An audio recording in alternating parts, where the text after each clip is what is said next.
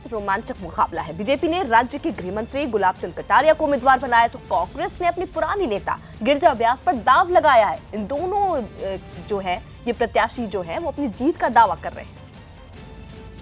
बात करते हैं राजस्थान के गृह मंत्री और कद्दावर नेता गुलाब चंद कटारिया जी से। कटारिया जी, इस बार आपके खिलाफ चुनाव लड़ रही हैं, आपकी पुरानी प्रतिद्वंदी हैं और वो कह रही हैं कि पहले भी उन्होंने 2 बार हराया, इस बार दोबारा से वो अपने शहर से आपको बाहर भेजेगी। मैं सोचता हूं कि वो अपना काम करे, मैं अपना काम करता हूं, पर उनको ये ध्यान रखना चाहिए कि जब हम लोकसभा में 2 रह गए थे 84 में इंदिरा गांधी की मृत्यु के बाद, उसके बाद का विधानसभा चुनाव था, तब मैं नया भी था क्योंकि मैं 77 में पहली बार MLA बना। 80 में सरकार चली गई जनता पार्टी की और उसके बाद 85 में इंदिरा गांधी की हत्या हुई 84 में। 85 का मेरा विधानसभा का चुनाव था और वोट से जो मैं हारा हूँ उसकी गिनती भी याद रखनी चाहिए, 1120 वोट से हारा हूँ। अब मैं इतने सालों से एक आदमी और एक परिचित हूँ, भगवान वो उनको अब काम करे, मैं अपना काम करूँ। वो ये भी कह रही हैं कि 15 सालों में उदयपुर शहर में तमाम ऐसी समस्याएं खड़ी हो गई जिससे आम आदमी हर रोज़ परेशान हो रहा है। मैं सोचता हूँ अच्छा हो आप अपनी बहस पे बुला लो और आधा घंटा उनको उदयपुर के विकास पे जो उन्होंने किया, मंत्री रही केंद्र में और मैंने जो किया, आमने सामना हो जाए तो उसका सही उत्तर मिल जाएगा। मैं ये कह सकता हूँ कि ये जो मारवाड़ ट्रेन है, इसको फ्लैग ट्रेन किसने बनाई? उनके टाइम बनी। पासपोर्ट कार्यालय का किसके ज़माने में गया? उनके यहाँ से जोधपुर किसके समय में गया? उनके समय गया। एकमात्र जयपुर की फ्लाइट चलती थी तो उसको बंद करने का श्रेय किसको है? और सुखाड़िया जी ने जिस देवास को शुरू की उसको दफन करने वाले लोग कौन है? इन 4 सवालों का जवाब दे दे। विकास की दृष्टि से तो मैंने 5,716 करोड़ का एक पैम्पलेट बना दिया, वो शांति से घर पर आनंद से पढ़े और फिर मुझे सवाल पूछे तो मैं जवाब दूंगा। गुलाब जी, आपकी पहचान है कि पैन राजस्थान में पूरे राजस्थान के बड़े बीजेपी के नेता है, लेकिन कांग्रेस अब ये कह रही है कि आप अपने क्षेत्र में ही फंस के रह गए हैं, यहाँ से बाहर नहीं निकल पा रहे हैं, दूसरे लोगों की, दूसरे उम्मीदवारों की मदद करने नहीं जा पा रहे हैं। उनकी गलत फहमी है।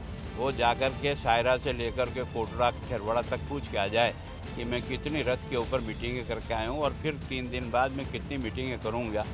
मेरी जीतना ये है पार्टी के कार्यकर्ताओं के जो मैं छोड़ दिया है।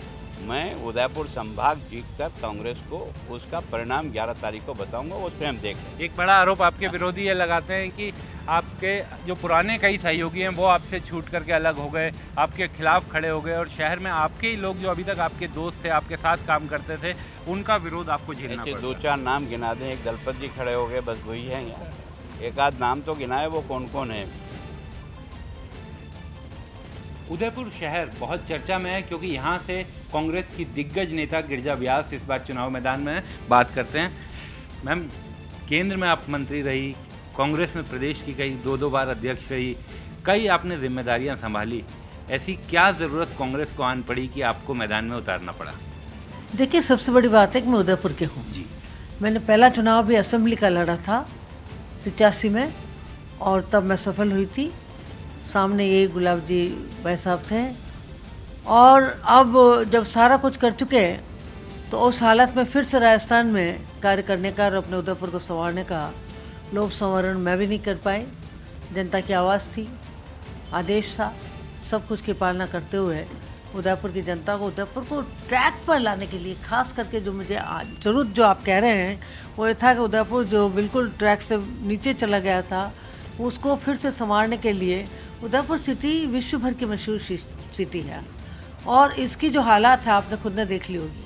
टूटी हुई सड़कें, अभी उन पर बिछाया गया, थोड़ा सा डाला गया, मलम पट्टी की गई है, लेकिन वो बिल्कुल टेम्परेरी, कितने दिन तक चल सकती है ये खुद आप देख लेंगे।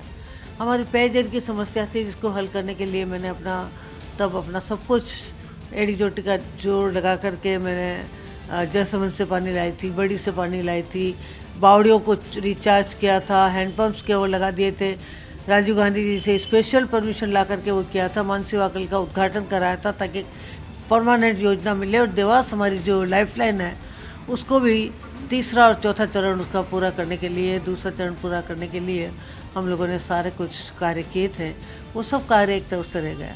सांस्कृतिक केंद्र यहाँ आवश्यक था क्योंकि ये संस्कृति की धरती भी है, इसलिए सारा कुछ कार्य किए, वो सब कार्य ख़त्म हो गए। जो एक फ्लाईओवर मेरे टाइम पर बना था जब मैं पार्लियामेंट मेंबर थी, उसके बाद से सरकार ने वादा करने के बावजूद भी नहीं बनाया। एलिवेटेड सड़कें बनाएंगी, वो नहीं बनाया। तो ये सब बातें जहन में थी और इसलिए फिर से उदयपुर को संवारने का एक मौका मिला। मैं सोचती हूँ कि मैं कोई वादा करके नहीं जाती कभी। मैंने तो एक ही वादा जनता जनार्दन से किया था कि ईमानदारी के साथ काम करते हुए मैं उदयपुर का नाम रोशन करूँगी। वो कार्य मैंने कर दिया।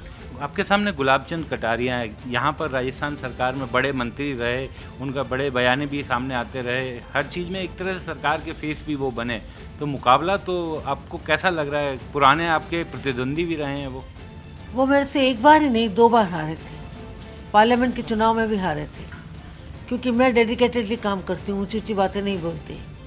मैंने तो केवल लोगों से एक वादा किया था अपने मन से भी कि खून की आखिरी बूंद तक मैं काम करती रहूँगी, ईमानदारी के साथ काम करती रहूँगी। और हर पल हर क्षण मेरे घर में बेल सिस्टम भी नहीं है। आधी रात को कोई आ सकता है। टैक्सी वाले से लेकर के 3 व्हीलर वालों के सबके पास मेरे नंबर रहेंगे, ताकि वो मुझे रात को भी कॉल कर सकते हैं। कोई भी लोग, मेरे कहने का मतलब